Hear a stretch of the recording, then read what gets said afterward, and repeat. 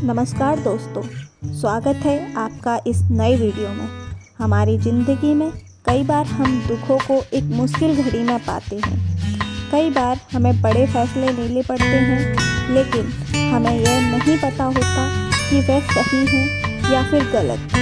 क्या उस फैसले का परिणाम हमारे जीवन में खुशियाँ लाएगा या फिर मुसीबत।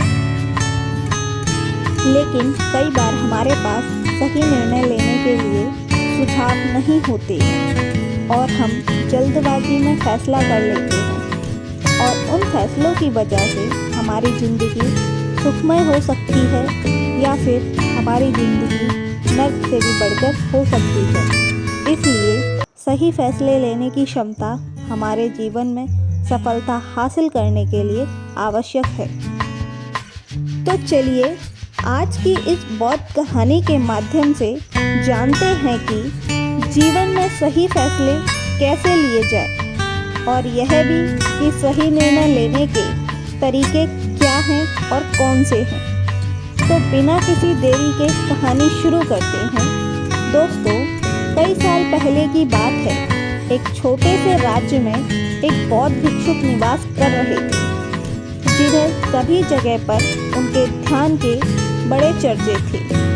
वह बौद्ध भिक्षुक बहुत ज्ञानी थे। उनके पास लोग बहुत दूर दूर से आते थे ताकि वे उनसे अपनी समस्याओं का समाधान प्राप्त कर सकें। उनके पास कोई भी ऐसी समस्या लेकर क्यों ना आए, वह समस्या का समाधान अवश्य करते थे। जब भी वे किसी समस्या को सुनते थे तो उस समस्या को बड़े ही ध्यान से सुनते, समझते और उसमें लीन हो जाते, और उसके बाद कुछ देर के लिए वे आंखें बंद करते और समस्या के बारे में सोच विचार करते और उसके बाद उसका समाधान दे देते। ऐसे में कोई भी व्यक्ति उनके बारे में केवल एक ही बात सोचता था, शायद इन साधु के पास कोई ऐसी चमत्कारिक शक्ति है जिससे यह समाधान पूछते हैं और उसके बाद हमें वह समाधान बताते हैं। एक बार एक युवक ने उन महाराज से यह पूछ भी लिया, क्या आपके पास ऐसी कोई चमत्कारिक शक्तियाँ हैं जिसके कारण आप हमारी समस्याओं का समाधान करते हैं, या आपके पास ऐसी कोई दिव्य दृष्टि है जिससे आप हमारी समस्याओं का समाधान खोज पाते हैं। उस युवक की बात सुनकर वह साधु जोर जोर से हंसने लगे, लेकिन उन्होंने उस युवक की बात का कोई जवाब नहीं दिया।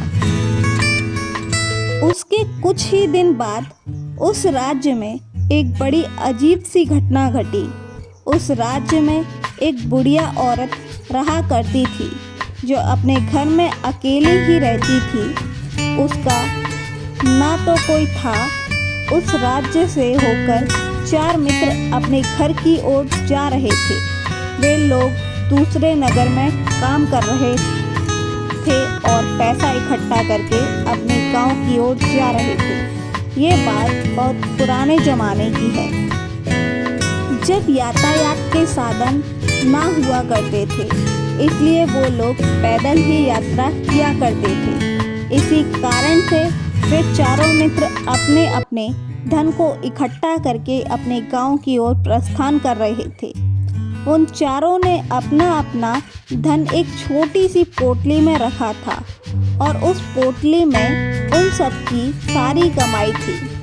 तभी उन चारों मित्रों में से एक मित्र कहता है, मित्रों, इस तरह से यदि हम अपना धन अलग अलग रखेंगे तो इससे हमारा धन चोरी हो सकता है। क्यों ना हम अपना सारा धन एक ही पोटली में रख दें, जिससे हम सब इस पर ध्यान भी दे सकेंगे और हमारा धन सुरक्षित भी हो जाएगा। और जब हम अपने गांव पहुंच जाएंगे तो वहां हम अपना अपना हिस्सा इसमें से ले लेंगे।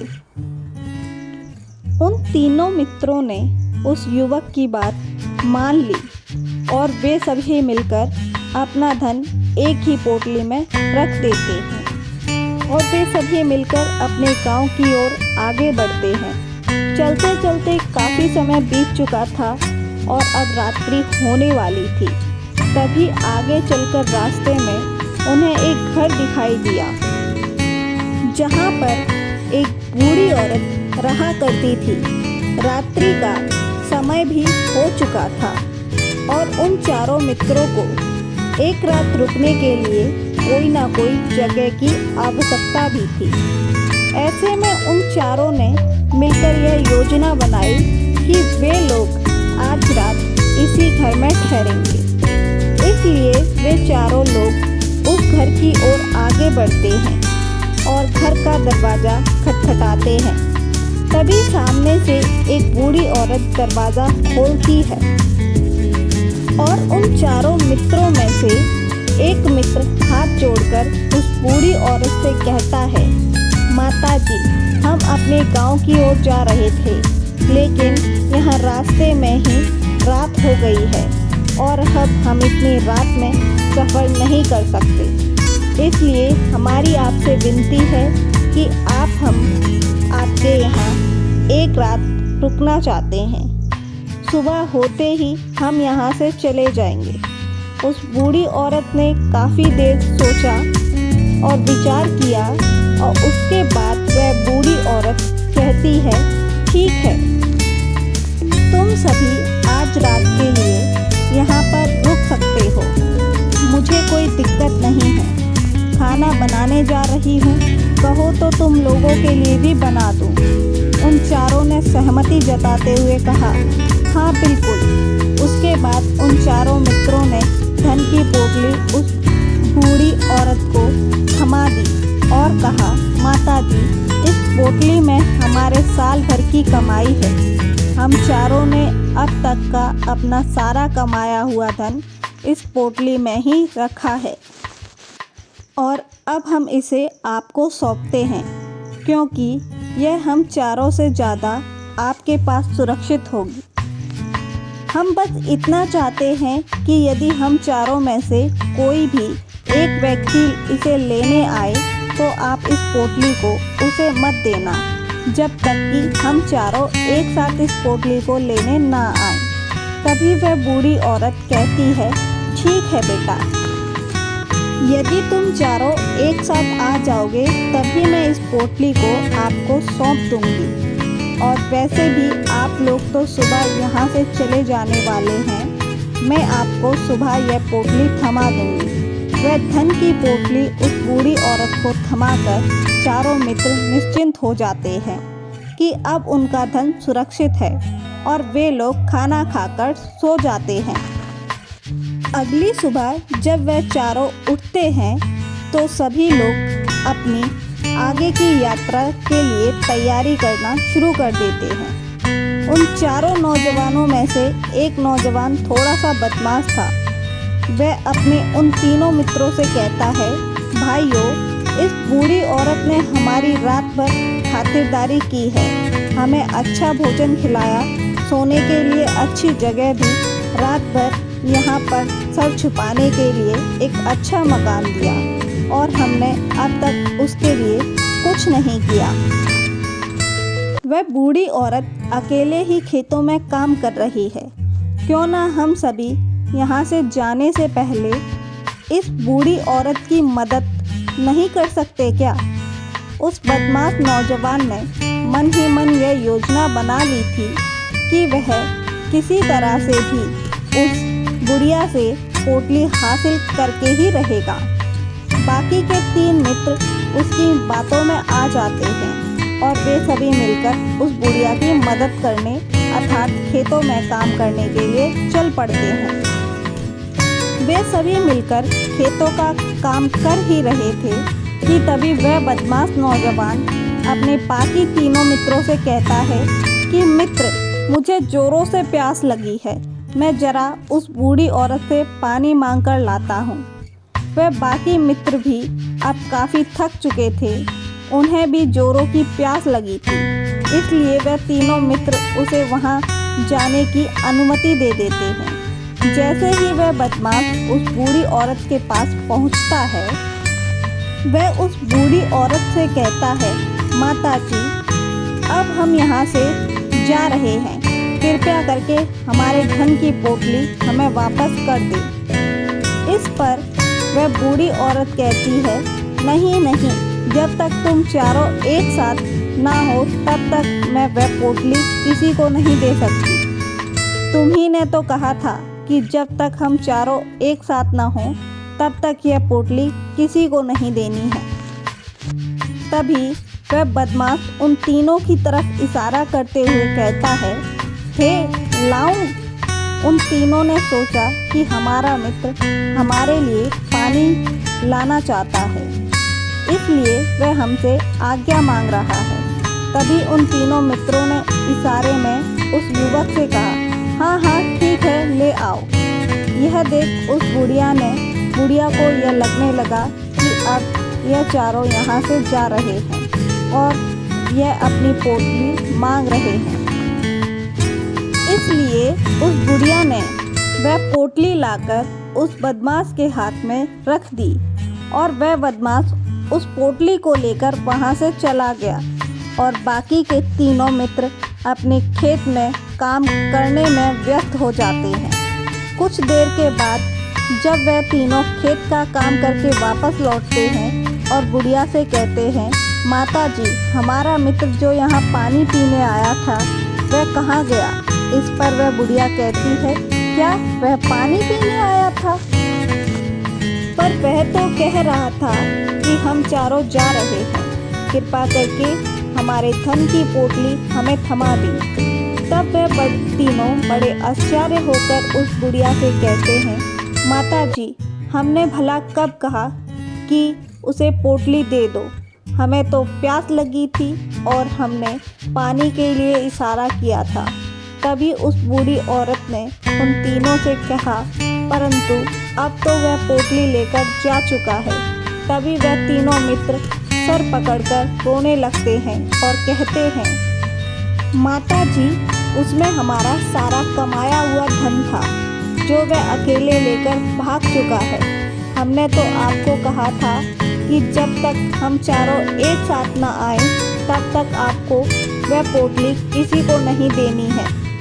फिर आपने ऐसा क्यों किया? इसमें आपकी ही गलती है। हमने आपको उस पोटली की हिफाजत के लिए रखा था और आपने उसे एक ऐसे आदमी के हाथों में दे दिया जिसने हमारा सारा धन हमसे लूट लिया है। हम बर्दाश्त नहीं करेंगे। हम राजा के पास जाएंगे और राजा से आपकी शिकायत करेंगे, न्याय की मांग करेंगे। अब तो इस बात का राजा ही फैसला करेगा। तीनों नौजवान क्रोधित होकर राज दरबार में पहुंच जाते हैं और अपनी सारी समस्या उन राजा को बता देते हैं। जब वह राजा उन तीनों नौजवानों की बात ध्यानपूर्वक सुनता है तो वह तुरंत ही उस बुढ़िया को राज दरबार में पेश होने का आदेश देता है। राजा के आदेश पर राजा के सैनिक तुरंत ही उस बूढ़ी औरत को राज दरबार में पेश करते हैं और राजा भरी दरबार में उस बुढ़िया औरत को दोषी करार कर देता है और कहता है, तुम्हें वह पोटली उस अकेले व्यक्ति को नहीं देनी चाहिए थी। जब उन्होंने तुमसे कहा था कि जब तक वह चारों एक साथ ना हो उस पोटली को लाने के लिए ना आए तब तक तुम्हें वह धन की पोटली किसी को नहीं देनी है। इसमें तुम्हारी ही गलती है और अब तुम्हें इसका हर्जाना भरना होगा। तुम्हें इसका धन लौटाना होगा।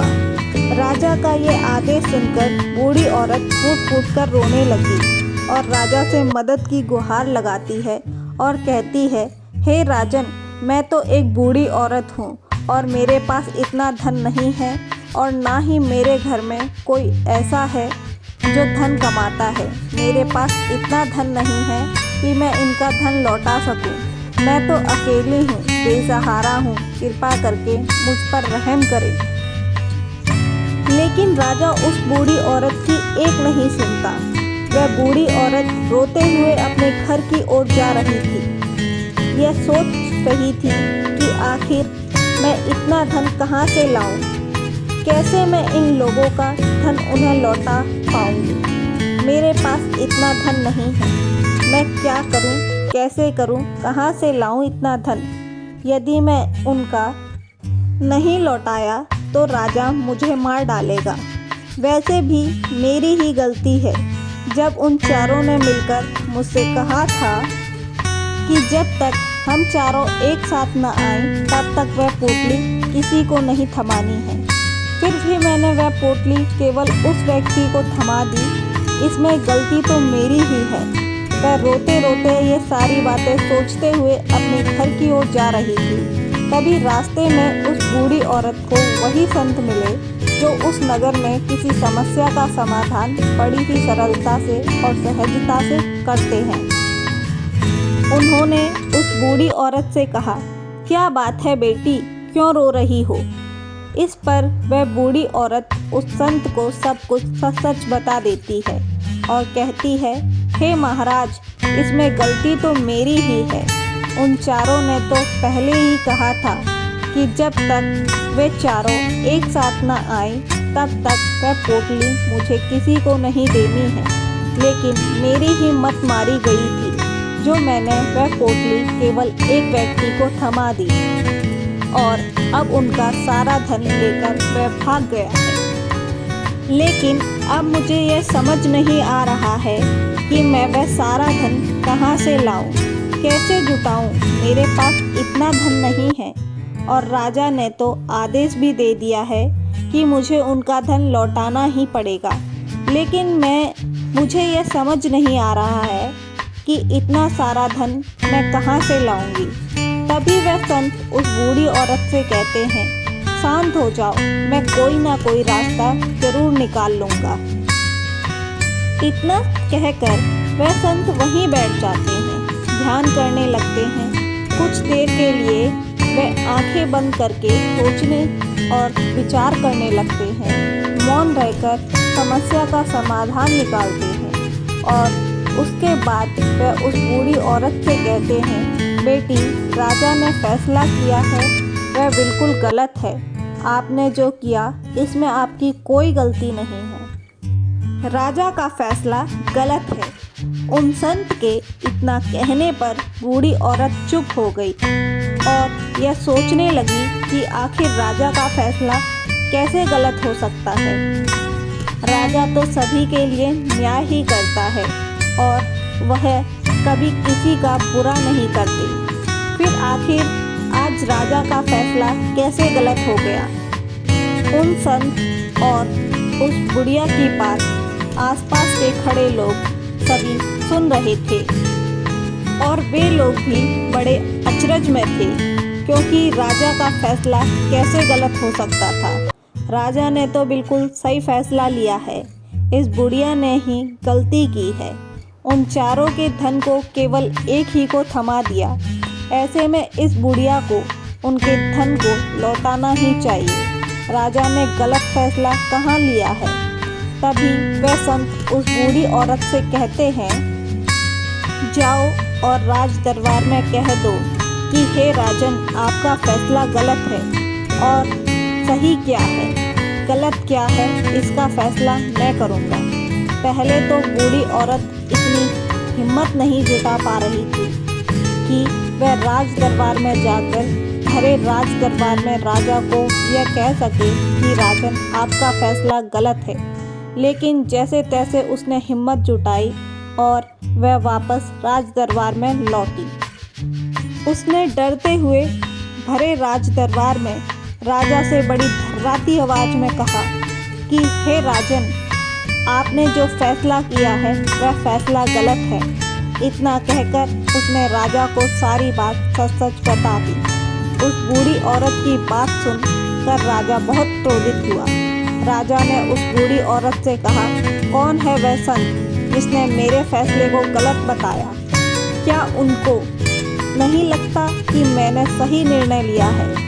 मैं हर रोज कई निर्णय लेता हूँ, कई फैसले करता हूँ, लेकिन आज तक कभी किसी ने मुझसे यह नहीं कहा कि मेरा फैसला गलत है। यदि उन संत ने मुझे सही फैसला ना सुनाया, उन्हें आज फांसी की सज़ा दे दूंगा। यह बात पूरे नगर में फैल गई। सब लोग यह जानने के लिए हैरान थे कि आखिर वह साधु ऐसा कौन सा फैसला सुनाने वाला है जो राजा से भी उचित होगा, जिसमें सबके लिए न्याय होगा। राजा ने अपने सैनिकों को तुरंत आदेश दिया कि जाओ और उस संत को राज दरबार में लाओ। लेकिन आज तक कभी किसी ने मुझसे यह नहीं कहा कि मेरा फैसला गलत है। यदि उन संत ने मुझे सही फैसला ना सुनाया तो उन्हें फांसी की सजा दे दूंगा। यह बात पूरे नगर में फैल गई। सब लोग यह जानने के लिए हैरान थे कि आखिर वह साधु कौन सा फैसला सुनाने वाले हैं जो राजा से भी उचित होगा, जिसमें सबके लिए न्याय होगा। राजा ने अपने सैनिकों को तुरंत आदेश दिया कि जाओ संत को दरबार में ले आओ। राजा की आज्ञा के अनुसार वे सैनिक तुरंत ही उन संत को लेने के लिए निकल पड़े। वे लोग कुछ ही देर बाद उन संत को लेकर राज दरबार पहुँचे। राज दरबार में सभी लोग उपस्थित थे और सभी लोग उन संत के फैसले का इंतजार कर रहे थे। उन संत को देखकर राजा कहता है, महाराज, आपको ऐसा क्यों लगता है कि हमने जो फैसला किया है वह गलत है? इस बुढ़िया ने यह वादा किया था कि वह चारों लोगों को एक साथ ही वह पोटली थमाएगी। फिर आखिर उसने अपना वादा क्यों तोड़ा?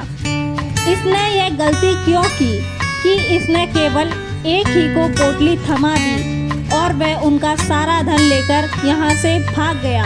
तो क्या इसमें इसकी कोई गलती नहीं है? क्या इससे इसका धन नहीं लौटाना चाहिए? इस पर वह साधु बड़ी विनम्रता से राजा से कहते हैं, हे राजन, यह आपका फैसला था, लेकिन मैं आपसे कुछ कहना चाहता हूँ। इस पर राजा कहता है, ठीक है, कहिए, आप क्या कहना चाहते हैं? इस पर वह साधु बड़ी विनम्रता से कहते हैं, हे राजन, जैसा कि वादा किया गया था कि पोटली एक साथ उन चारों को ही दी जाएगी, तो अभी तो यह केवल 3 है, चौथा कहाँ है? तो इनसे कहिए कि यह लोग यहाँ से वापस जाएं और अपने उस चौथे मित्र को यहाँ लेकर आएं, तभी इनका धन वापस किया जाएगा। और वादा भी ऐसा ही किया गया था कि जब तक चारों लोग एक साथ ना हो तब तक उनका धन उन्हें नहीं लौटाया जाएगा। और यदि यह बूढ़ी औरत इन तीनों को धन लौटा देती है तो यह बूढ़ी औरत अपना वादा तोड़ देगी और यह सही नहीं है। इसलिए यदि आप चाहते हैं कि इनका धन लौटाया जाए तो पहले इनसे कहिए कि ये लोग जाएं और अपने उस चौथे मित्र को यहाँ पर वापस ले आएं। उस राज दरबार में हर कोई इस बात को सुनकर खुश हुआ। सभी ने उन संत की बहुत तारीफ की। राजा भी उस संत के इन फैसले से पूरी तरह से सहमत था। राजा तुरंत ही उन संत के सामने सिर झुका लेता है और हाथ जोड़कर उनसे कहता है कि हे महाराज, आपका यह फैसला इतना सही कैसे हो सकता है? आखिरी बात मेरे दिमाग में आई क्यों नहीं? मैंने इस बात को इस तरह से सोचा क्यों नहीं? तभी वह साधु उस राजा से कहते हैं, हे राजन, आपके पास और भी काम होते हैं। आप दिन भर व्यस्त रहते हैं और आपको जल्दबाजी में फैसले लेने पड़ते हैं। आपने इस मामले को ना समझा, लेकिन इसे देखने में आप गलती कर गए। इससे आपने केवल ऊपरी तौर पर देखा, आपने इसकी गहराई तक जाने का प्रयास नहीं किया। यदि आपने इस मामले को गहराई से देखा होता, समझा होता, तो आप भी इसी नतीजे पर आते। जब तक हम किसी मामले की गहराई तक नहीं जाते, तब तक हम उसका सही समाधान नहीं निकाल सकते। लेकिन हम में से अधिकांश लोग अपने फैसले केवल जल्दी में लेना चाहते हैं। भले ही वह मामला कितना भी गंभीर क्यों ना हो, हमें तो बस अपना हक चाहिए, हमारा नाम होना चाहिए। भले ही फैसला हमारे लिए आगे चलकर हमारे लिए नुकसानदायक क्यों ना हो, लेकिन हम तो उस मामले की गहराई तक जाने के लिए सोचते तक नहीं। तभी वह राजा उन संत से कहता है, हे महाराज, क्या आपके पास कोई दिव्य शक्तियाँ हैं? क्या आपके पास ऐसी कोई चमत्कारिक शक्तियाँ हैं जिससे आप सवाल करते हैं और बदले में वह आपको जवाब देती है, जिस कारण आप सटीक और सही समाधान बता पाते हैं। राजा की यह बात सुनकर वसंत मुस्कुराए और राजा से कहने लगे, हिरण्या, यह सवाल मुझसे कई लोगों ने पूछा है और मैंने कभी किसी का जवाब नहीं दिया, लेकिन आप इस राज्य के राजा हैं, इसलिए मैं आपके इस प्रश्न का उत्तर देता हूँ। आप में से कई लोगों को यहाँ ऐसा लगता है कि मेरे पास कोई ऐसी शक्तियाँ हैं जिनसे मैं बात कर सकता हूँ, जिनसे मैं कोई भी समस्या का समाधान पा सकता हूँ। लेकिन मैं आप लोगों को एक बात सच सच बता देता हूँ, मेरे पास ऐसी कोई शक्तियाँ नहीं हैं। मैं तो केवल हर मामले की गहराई तक सोचता हूँ, उस बात पर विचार करता हूँ, और जब मैं विचार करता हूँ तो मेरे सामने कई सारे समाधान आते हैं, और जो समाधान मेरे सामने आते हैं मैं उन सभी पर विचार करता हूँ, उनके बारे में भी गहराई तक जाता हूँ, और जब मुझे लगता है कि इस समस्या का समाधान यही होना चाहिए, तभी मैं समाधान उस व्यक्ति को देता हूँ ताकि वह अपनी समस्या का समाधान कर सके। अब आप ही सोचिए, आप जल्दबाजी में यह फैसला लेकर इस गुड़िया का जीवन पूरी तरह से बर्बाद कर देते। हमारा पूरा जीवन केवल एक फैसले पर निर्भर करता है। यदि वह फैसला सही हुआ तो हमारा जीवन अच्छा बन जाएगा, और यदि वह फैसला गलत निकला तो हमारा जीवन नर्क से भी बदतर हो जाता है। इसलिए यदि आप सही और सटीक फैसला लेना चाहते हैं तो आपको मौन रहना सीखना पड़ेगा। मौन रहकर उस पर विचार करना सीखना होगा, क्योंकि हमारे फैसले ही हमारा भविष्य तय करते हैं, हमारी ज़िंदगी का अगला पड़ाव तय करते हैं। फिर चाहे वह फैसला छोटा हो या बड़ा, वे हमारी ज़िंदगी को निर्धारित करते हैं।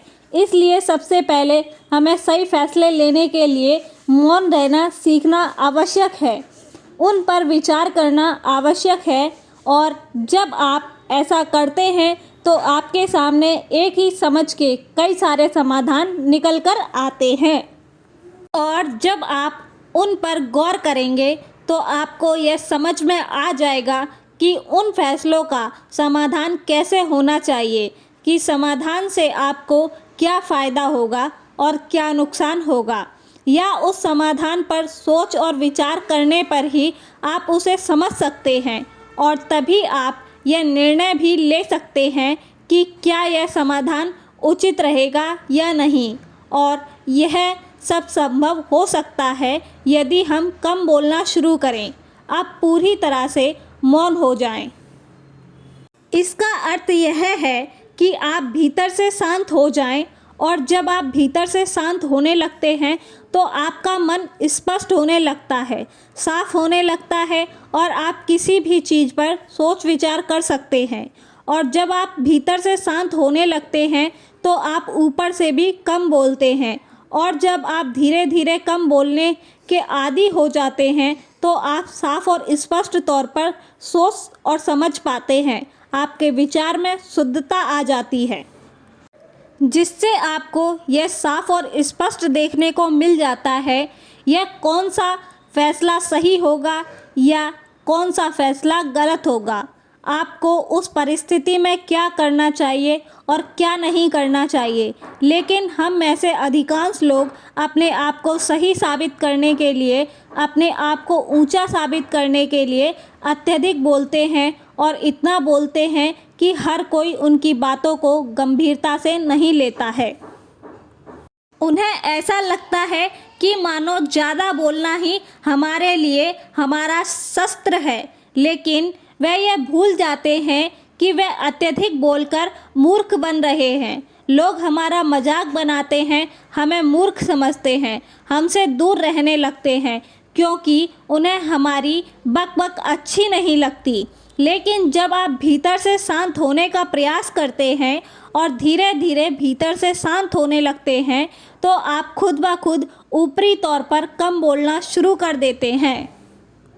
इससे आपके मन में, आपके मस्तिष्क में एक साफ और स्पष्ट विचार उत्पन्न होते हैं, और आप अपने आप को स्पष्ट तौर पर समझ पाते हैं, देख पाते हैं आपको कब क्या, क्यों और कितना बोलना चाहिए और आपको कब, कैसे, क्यों, किस तरह से कौन सा फैसला लेना सही है या नहीं, यह भी आप अच्छी तरह से समझ और जान पाते हैं।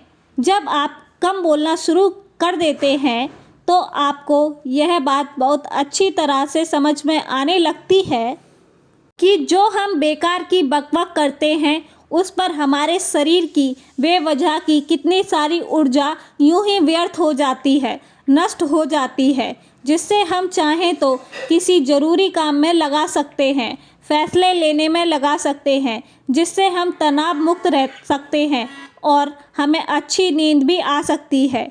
यदि आप इसी प्रकार सोच विचार कर फैसले लेना शुरू करते हैं तो आपका मस्तिष्क भी अच्छी तरह से काम करने लगता है और आपका मस्तिष्क पहले से भी ज़्यादा शक्तिशाली हो जाता है।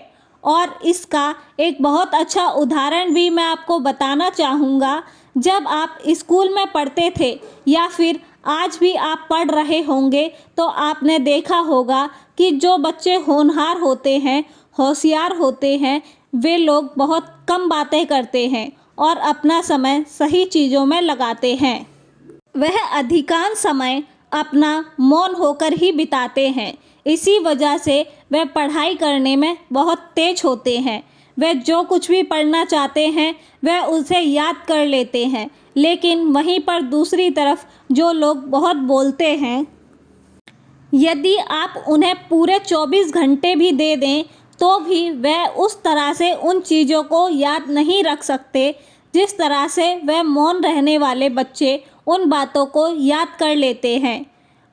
और महान चाणक्य भी यही कहते हैं कि जो व्यक्ति समझ जाता है कि उसे कब, कहाँ और कितना बोलना चाहिए, उस व्यक्ति को सफल होने से कोई नहीं रोक सकता। और आप इतिहास उठाकर देख सकते हैं, आज तक जो भी लोग महान बने हैं, जो लोग भी सक्सेसफुल बने हैं, उन लोगों की आदत बहुत कम बोलने की है। उनका पूरा ध्यान केवल अपने लक्ष्य पर होता है और अपना पूरा समय वे अपने लक्ष्य को पाने में ही लगा देते हैं। इसलिए आपको भी यह आदत अपने जीवन में उतारनी चाहिए। और कम बोलने का अर्थ यह नहीं कि आप ऊपर से कम बोलें, बल्कि आप भीतर से भी कम बोलें, भीतर से शांत रहिए। यदि आप रोज़ इसका अभ्यास करते हैं तो केवल कुछ ही दिनों में इससे होने वाले लाभ आपको आपके सामने नज़र आने लगेंगे। दोस्तों, आपने आज की इस स्टोरी से क्या सीखा वह आप मुझे कमेंट में बता सकते हैं। इसी के साथ उम्मीद करते हैं कि आपको आज की स्टोरी पसंद आई होगी। तो इस स्टोरी को उस इंसान को शेयर करें जिसे यह कहानी सुनने की ज़रूरत है। दोस्तों, अगर आप सभी को हमारी ये कहानी पसंद आई हो तो कृपया इसे अपने दोस्तों के साथ, अपने प्रियजनों के साथ साझा अवश्य करें और साथ ही हमारे चैनल को सब्सक्राइब करना ना भूलें। धन्यवाद। नमो बुद्धाय।